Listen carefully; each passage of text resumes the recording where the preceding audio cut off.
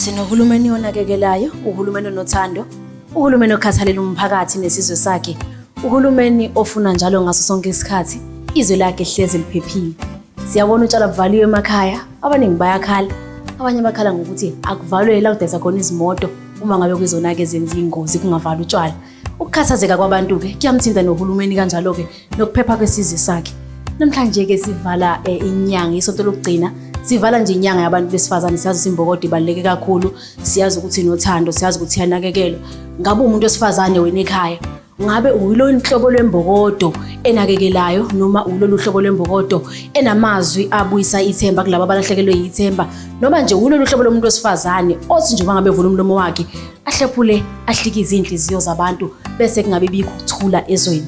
Namhlanje ke angihambi ke ngedwa, ngihamba nabantu abahlukahlukene abathindile besifazana ngaphansi ngigeka amakhula ngenyunke nakho sengigibela izintaba ngiqwala izintaba nje esibhekene ne-lockdown. Ingasasonga igama lami ukuthi ngoba igama lami ke ngoBrighton ngiwakashandu bathi intombi yakhona la eMandeni emacambini phase Nkosi Mcambo sigigadela ngobona ngosabathi umqomiso intombi iphindele kwela kubo engudwini. Angihambi ke ngedwa namhlanje la ohlelweni, ngihamba naye la unkosazana Nonhlanhla Msweli isikhwishikhwishi sakamasipala eMandeni, isikhwishikhwishi esisebenze kakhulu nomphakathi, isikhwishikhwishi sisibonayo sisebenzela kakhulu umphakathi. Siyasibona sisaqala sisincane kakhulu ke ngonyaka walapha 2002 mangaphosisi lapha usebenzela khona uqala usebenza kumasipala. Lokho futhi kuphuzela kakhulu kwabantu besifazana ukuthi akudingi ukuthi uzube neminyaka ethe ukuthi ithi xaxa ukuze ukwazi ukusebenzela umphakathi. Lokho kukhuthaza kakhulu futhi igalo lakho liyabonakala. Mhlawumbe mama ngase ngibuze, siyabona njengoba nje kuyinyanga yabantu besifazane futhi siyiphetha.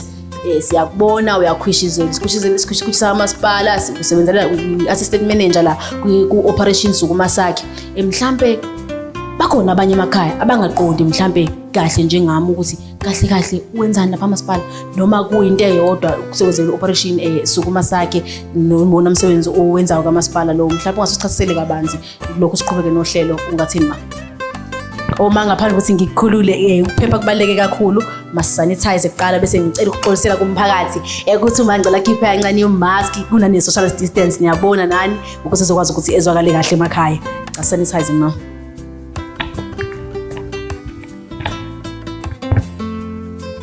Ngibonge ke nami intokazini yasemacambini eyakhulela kimi nayo. Ngoba bese shilo ukuthi igama lami nguNonhlanhla ngokwamsweli, ngizalwa uMashobede, uMashobede uzalwa uMadlamini, baba wami uzalwa uMamnqayi. Suka la eduzane nje eGingindlovu. Angibingeleleke emphakathini wakithi kubo bonke ababukelayo lolu hlelo. Njengamanje sithi siyabingelela siwumasipala waseMandeni, noma nje ngizohlala kulesi sihlalo bekungafanele. Kufanele kuhlale abaholi ehlalweni ezifana nalezi ukuthi sikhulume nomphakathi, but ngoba sicelebrate ke inyanga yabantu besifazane sithathe ngokuthi nalokho kuseyi celebration bebengeke abaholi bebodwa bahlanganise iprogram baze bayeqeda singabanga ingxenye thina sisema officials aqashiwe umasipala. Umsebenzi wami kahle kahle lapha kwamasipala njoba isishilo ingane yami uBrighton ukuthi ngithinta izinto ezimayelana no-operation sukumasakhe. Sibiza masiyibiza ngokufishane sithi OSS. But ke uma ngabe uyibiza nje ngokuphelele kahle kahle i-position yami ngu-public assistant manager, public participation stroke ke OSS. Ngithi stroke OSS because kukhona nezinto eziningi ezithinta ukuthi silekelela kanjani emphakathini. OSS ke ngoba sesishilo ukuthi operation sukumasakhe enye ama programs eyasungulwa uformer premier ubaba Mkhize esala eKZN elida iprovince njengo premier owabuka isimo senhlalo yabantu eKZN mhla kuqala into ukuthi sibone ukuthi ubhubhane HIV and AIDS ulimaze kangakanani emakhaya. Kwase kukhona amakhaya ayisele nezingane kuphela. Umphakathi ngiyazi uzovumelana nami ngoba namanje akhona lawo makhaya asele nezingane akho baba akho mama ngenxa yalo ubhubhane. So upremier wethu wangaleso sikhathi waqhamukana le program ebizwa ngokuthi Operation Sukuma Sakhe, but nkathi iqala ayiqalanga as Operation Sukuma Sakhe, wayibiza ngokuthi War on Poverty, la okwabonakala khona ukuthi isifo lesi esibiza ngokuthi now HIV and AIDS silimaze kangakanani, sasala thina abantu abamnyama sesibonala siyabantu abahlwempu ngendlela esimanga. So kwabe sekucreateka ke izinto ezifana no war on poverty, okuthenga ukuhamba kwesikhathi kwabuye kwashintsha kwa i-terminology yakhona yabizwa ngokuthi Operation Sukuma Sakhe. Ningixolele ukuthi mangilo ngikhuluma ngilo ngifaka namagama nesingisi, kanti la siKwaZulu Natal fanele ngabe sikhuluma isiZulu kuphela, kodwa ke enxa ukuthi phela sisezweni le democracy, sisezweni la esamukelene sonke siyabantu abamnyama abamhlophe nabamnyama benenwele ezinde bengalukhuluma ulimi lwethu. So sithathana njengomndeni owodwa manje, njengoba uJesu mayehla vele wafika saba khona isimo sokuthi thina sihawelwe ukuze nathi sibe ingxenye yombuso wezulu. Ngiyadlula nje kuleyo kule bengisayichaza ke uyomsebenzi wami kwamasipala ukuthi kahle kahle ngenzani. Sengithe halamuzi ngale ethinta Operation Sukuma Sakhe public participation ke niyazi ukuthi izinto vele nazo futhi ethinta umphakathi, ama ward committees wethu, ukuthi emphakathini abaholi kusuke kukhona iward councillor ewadini. I-ward councillor angeke ikwazi ukuthi kwenze konke ebhekene nakho nokuthi ibona amakhona onke eward yayo ngaphandle ukuthi ibe nama ward committees azo baseyindaweni ngokwehlukahlukana njengoba iward yakhe isuke ivulekile. So labo bantu abalapha emphakathini abangaholi njalo kwamasipala, Nkosi yami, kahle kahle bayavolontiya ngoba lokho abakutholayo sikubiza ukuthi stipend, akuwona umholo. So uma ngabe nje ethi umuntu uyi-ward committee member, ningamthathi ngokuthi asebenza kwamasipala, uyavolontiya, usuke nikezwa nje imali yokuthi akwazi ukuthi asuke from point 1 aye ku point 2 noma eze kwamasipala mangabe ukuthi khona imihlangano ekhona ehleliwe. Ngaphezulu kwakho lokho ke engikwenzayo bese kuba khona leli committee ke kuyilona elingibekela ukuthi namhlanje sibe nale celebration ye Women's Month ngo-2020. Leli committee libizwa ukuthi i-Women's Caucus. Kwathi ke mangabe lisungulwa nalo ngo-2017 leli committee because kwahlala i-committee wasalga ela-decide ngama-committee afana la ukuthi afanele abe khona komasipala. So la emandeni ke yimini ngabaseduzane ukuthi yena ngibalekelele. So yimi ke ngihlanganise sizama ukutshontsha lapha nalapha indaba ukuthi sihlanganise ibudget yabo bese sigcina sesinayo ke into esingakwazi ukuthi ke siyenze ibonakala emphakathini. Njengoba ngihleli nani nje namhlanje ngiyafisa ke Brighton ukuthi ungivumele ngoba siyayivala namhlanje. Uhlalo waleli committee ukhona ukhansela uMalindi Mhlongo ozovala yena njenge leadership njengosihlalo waleli committee, but ke ngasesayidini lethu njengama officials nathi sizoyibongela ukuthi le program nithe maniqala iqala ukuhlelwa kwayo lento ye COVID bengingekho ngisesibhedlela nami, but ke ngivumeleni ngithi ngiyabonga uNkulunkulu wami ukuthi bahambile abaningi, sonke singofakazi balokho, futhi akuhambanga abantu esingabazi. Uhambe umuntu okwahlala naye wadla naye namhlanje esaziyo ukuthi ngempela kuthinte enyameni, kwathinta emphefumulweni yethu kakhulu indaba yalesi sifo esifikile kulonyaka u2020. So ke nami ngithi ngivumeleni ngithi uyingcwele ongaphezulu konke ufanele udumo ngoba abahambanga ngoba bebengahlakaniphanga, kodwa kwenzekile bahamba. Nami angibuyanga ngoba nakubengihlaniphile kakhulu, but kube umusa kaNkulunkulu. Ngiyazi nje ukuthi namhlanje ekseni kulezi insuku ukhona okunye ukuhamba komunye udokotela wethu sesikuzwile, inhliziyo zethu zibuhlungu ngendlela eyisimanga obebaleke kakhulu endaweni yakithi Emandeni ke sekufana nokuthi isekhaya ngoba vele mina ngila iduzane.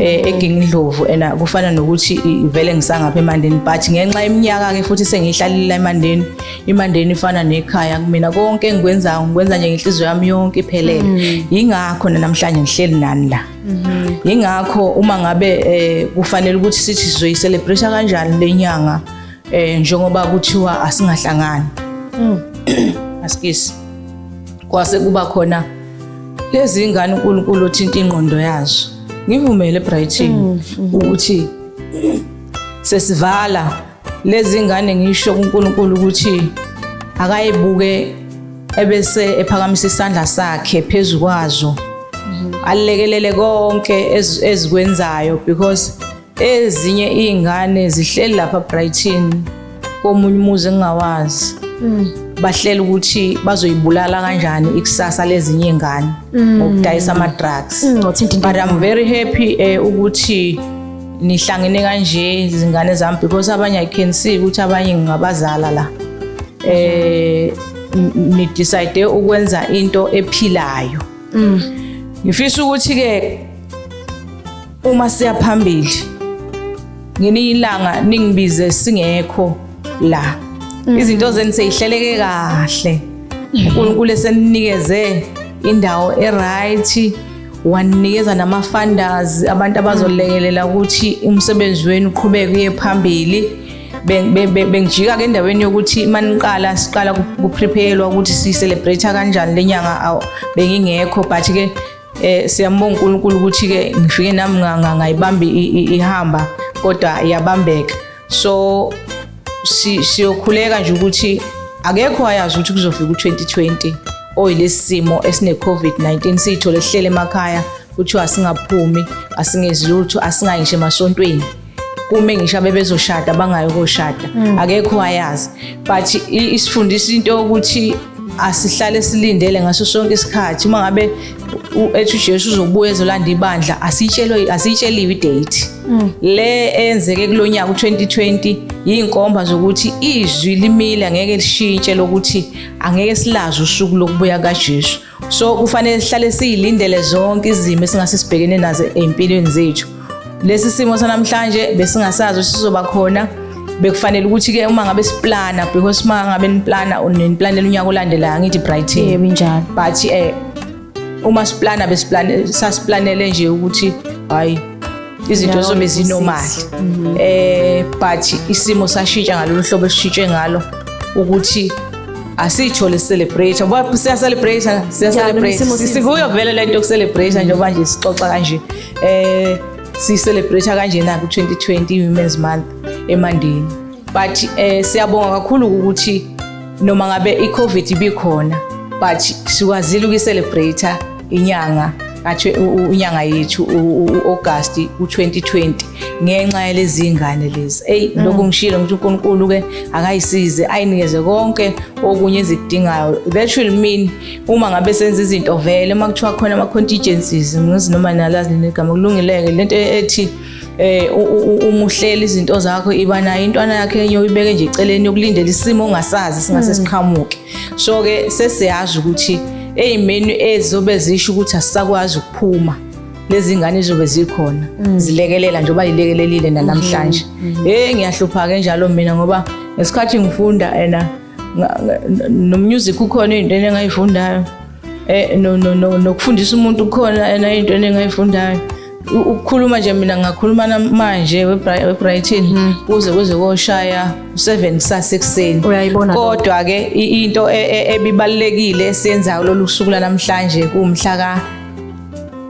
30 namhlanje ngithi sivala inyanga yabantu besifazana eyokuthi sizobongana nje kukho konke nesilekelelane ngakho sisonke sinani la kuleli khaya lethu sesitholile elincane esithi ke uNkulunkulu akaninwebe besizobonga nje konke okwenzekile sithemba ukuthi uNkulunkulu uzoqhubeka esigcina esilondoloza ngoba sisakulevel 2 bakwethu asikakaphumi kwicorona icorona isakhona uma ngabe namhlanje uma ngabe sesizwe ukuthi khona okade sehamba khona manje kulezi insuku kusho ukuthi vele icorona isakhona asiqhubekeni nokuthi siyihlenge sisanitize sifaka ama mask umuntu kusekushiya ukuthi lento ihamba nangomoya so imask uyifaka noma ngabe ukephi la ukhona, fanele imask uhlale uyifakile.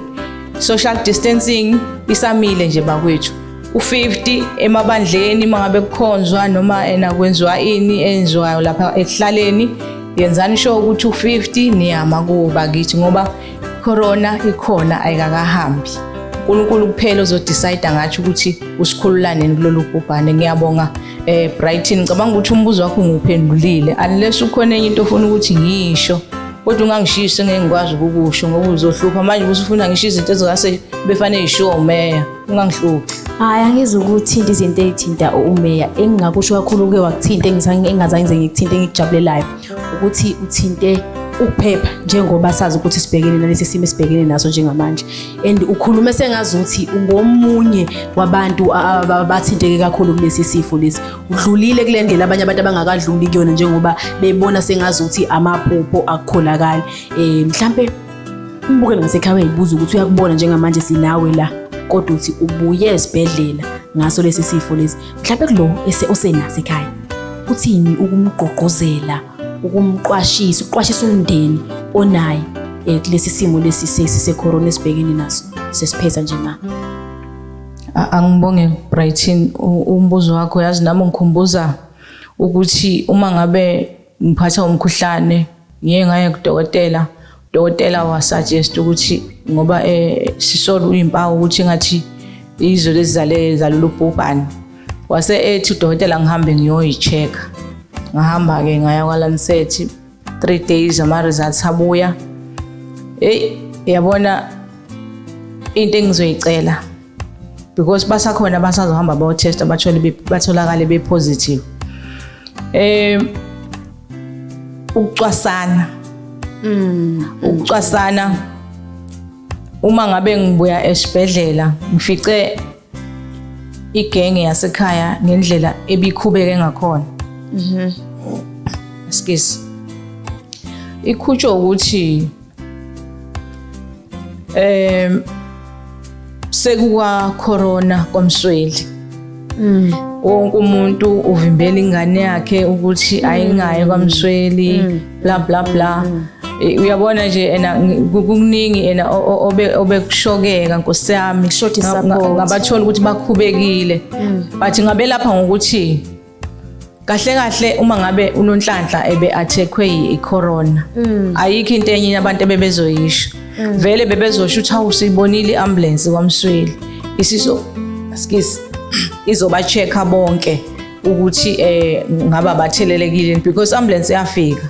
Amanesi mayisefika ke neambulance le mobile afika ewanyanisi iyathusa yona, but ngiyacela nje ukuthi emphakathini wakithi ibe khona leyo element yokusupportana ukuthi kulowa muzi osekutholakale icase kuona akungabi sengazathi manje sebeyizoni bona ngoba kuba sengazathi wena Brighton uhambe waye eMandeni wawulanda icorona edolobheni wayolanda icorona wabuya nayo la ungazathi usumubi, but ke kwakuthi kufanele ukuthi wamina ngimdala angizama ukube lapho ukuthi hayi understandani nje ukuthi nabo bathukile ukuthi eduze kwabo icorona sekukhona icase la eduze kwabo, hayi ngoba bebekhuluma ngoba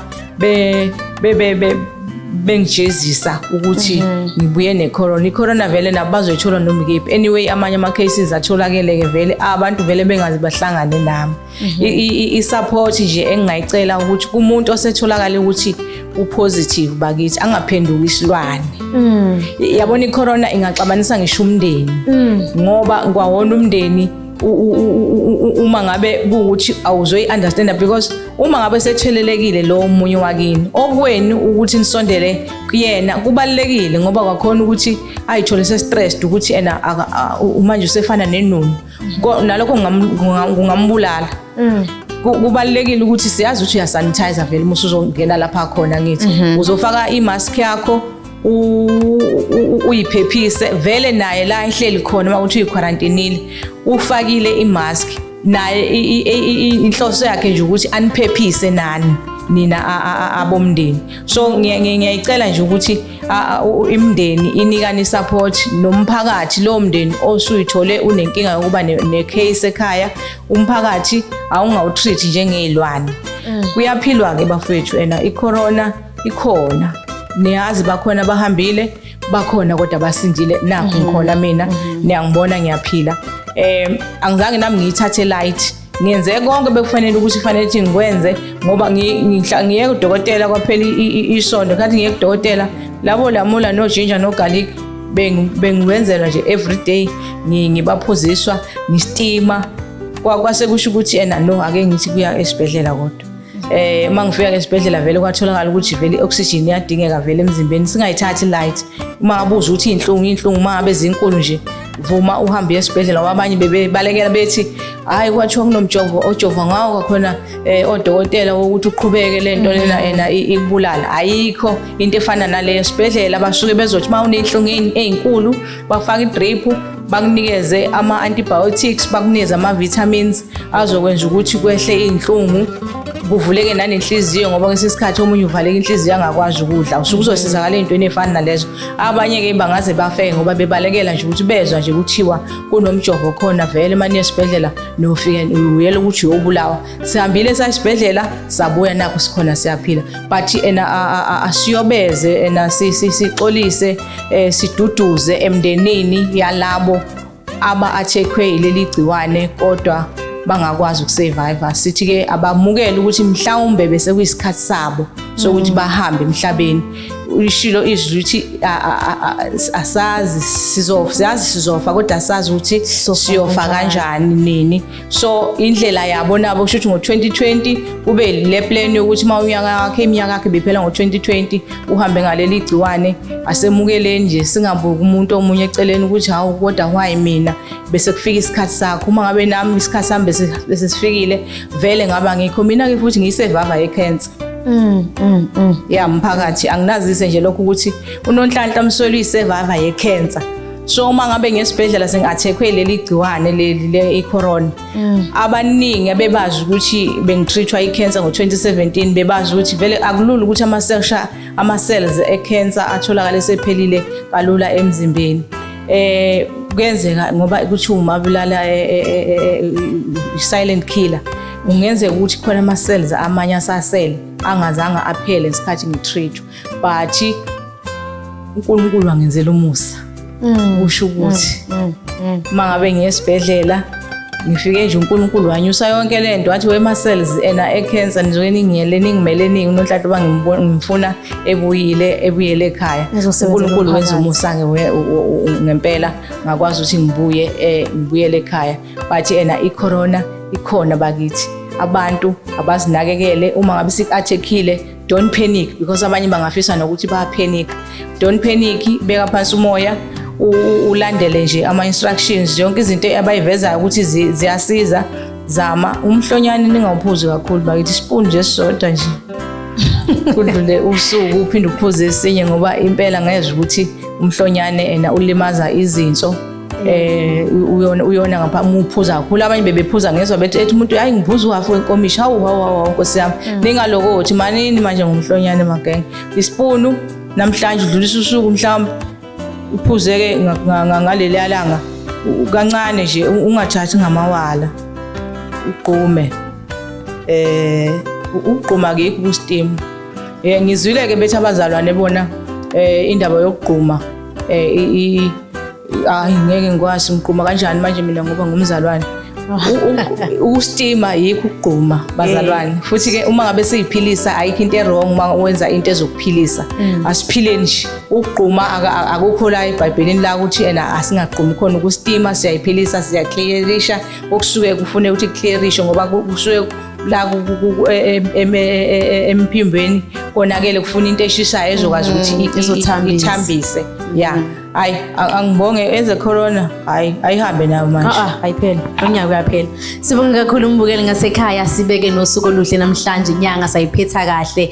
Kwenzeka into ebesingayilindele ma ukuthi sibe nomunye umuntu wesifazane osebenzela umphakathi naye othe wathinteka wathikamezeka ngalesi sifo lesi esibhekene naso siyizwe, ikakhulukazi ke futhi ophinde waba ngomunye futhi wabantu besifazane osinde kwi-cancer. Leyo nto leyo eyenza ukuthi igqugquzele kakhulu umuntu wesifazane osekhaya ukuthi mina ke ngimina ngisekhaya ngingayinakekela kangakanani, mina ngingahlulwa yini ukuthi ngisinde noma ngiphile noma ngibuyise ithemba kwabanye abantu besifazane uma kukhona umuntu wesifazane ongangana nalona okwazi ukuthi alwele impilo ekulezi zifo asebenazo njengamanje. Ngifuna ukuthi ngiqinisekise lokho ukuthi kube yicebo lakho uNkulunkulu njengobushilo ma ukuthi ubonga umdala ukuthi wena ungomunye wabantu abasinde kuyona icorona khona la othi nje umphakathi icorona ikhona iyabulala futhi iyavikeleka uma ngabe nje uqinisekise ukuthi ufaka imask yakho, uyasanitize, ubhekana futhi ke nomtholampilo uma ukuthi khona izinto ongazizwa. Siyabonga kakhulu umama uNonhlahla eMswele, uNongala ngithi uMswele amazala Nkosi. Awusukanini madoda, siyabonga kakhulu. Sivala inyanga ma, siyabonga ukuthi sibe nawe, siyazi ukuthi kube noshintsho olukhulu ozolenza emakhaya ngezinto osuyishilo osukhulise ngazo abantu. Siyabonga kakhulu ma, siyabonga. Nami ngithola ukuthi ngifunde kakhulu, bengicabanga ukuthi iphatha belungu, angikho racist guys, kodwa into ebesicabanga ukuthi iphatha abantu ongezibona la, kodwa siyabonga sekufezekile ukuthi sikhona ngempela. Siyabonga ma isikhathi sakho, siyabonga kakhulu. Ngiyabonga nami kakhulu. Bayambukela ngasekhathi kuyona la imandeni lockdown house party, uhlelo nje aliphelile lusaqhubeka, sizophinde futhi sibe naye la ukhansela Mhlongo. Siyabonga kakhulu, siyabonga ma.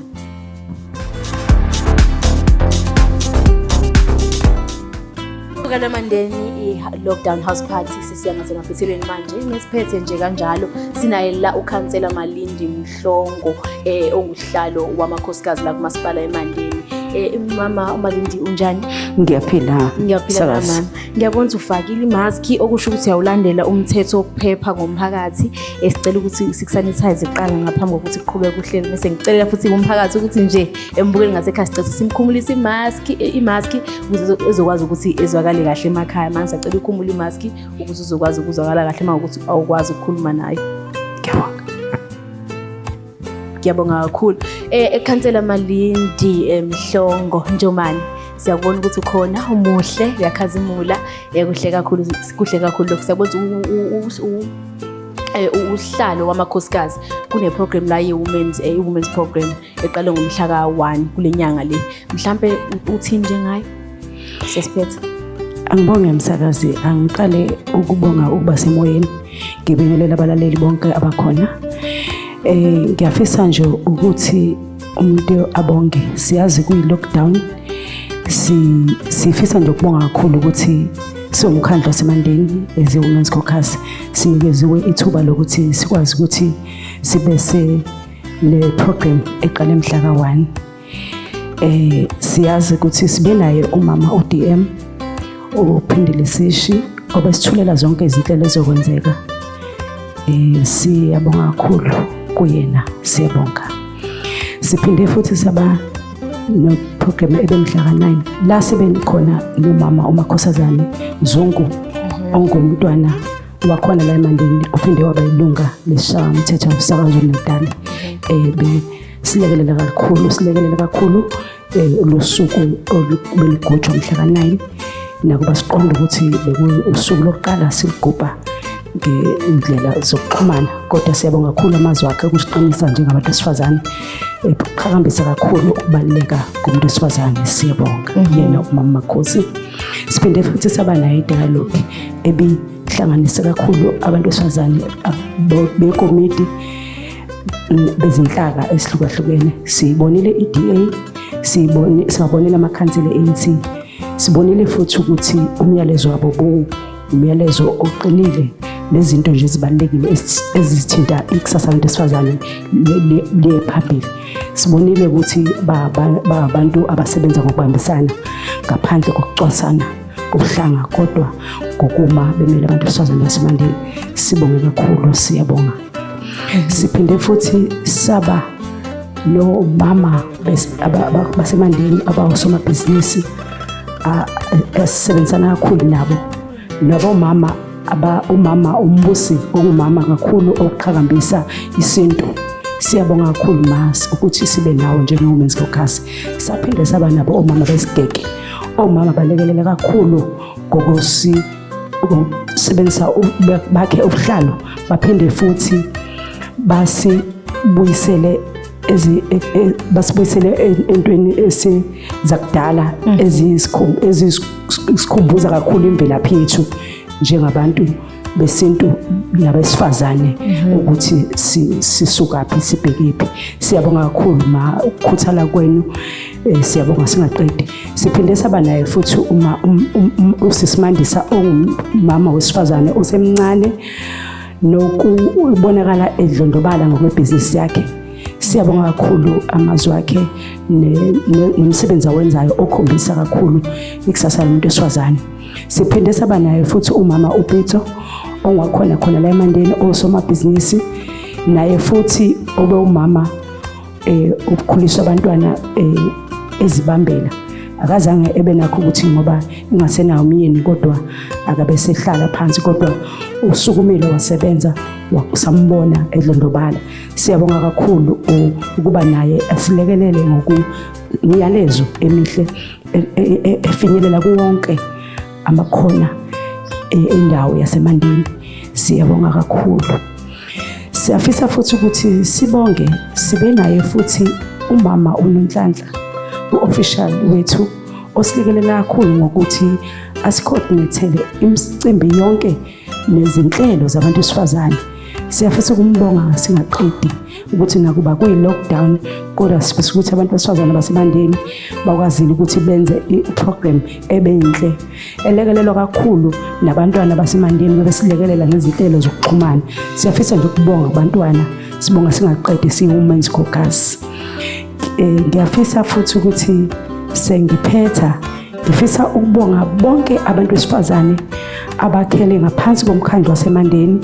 Siyazi ama-challenges esibhekene nawo ekuhlaleni, emsebenzini, emasontweni, kodwa sinethemba lokuthi uma ngabe sibambisene siyokwazi ukulwa nezinto esibhekene nazo, ikakhulukazi ezithinta kakhulu ukucwasana, bese sisekana siqhubeke siye phambili. Ngalawo mazwi ngicela ukuhlela ngizansi. Sibonge kakhulu ma, isikhathi sakho lokho kusho ukukhulu. Siyabonga imisebenzi eyenzayo uyabonakala. Siyabonga nje manje. Mbukeli ngasekhaya sisekuyona la eMandeni lockdown house party, ikhona futhi ukuthi iguguzele wena mbukeli ngasekhaya, iphinde futhi inikhombise izinto ezenzakala eMandeni. Sikhona nje ukuthi nje sixhasane siphinde sikhulisane. Kanti-ke mbukeli ngasekhaya njengamanje sesiyoyijuxuza uhlelo lusaqhubeka. Sinaye la undumiso mthetho, siphinde sibe nala uDJ Soul Touch, siphinde sibe nala uDJ Ndaso, besindandaza nje ubundandanda, ziyasha ziyabuya kuzoba njalo. Ungakhohlwa nje ukuthi nje niphephe ngasekhaya, sanitize, nithi mask wabanjani. Uqhubeke nje uhlelo kamnandi kanjalo. Siyabonga mbukeli, igama nguBrighton nje, ngwakashandu khona le Mandeni Macambini.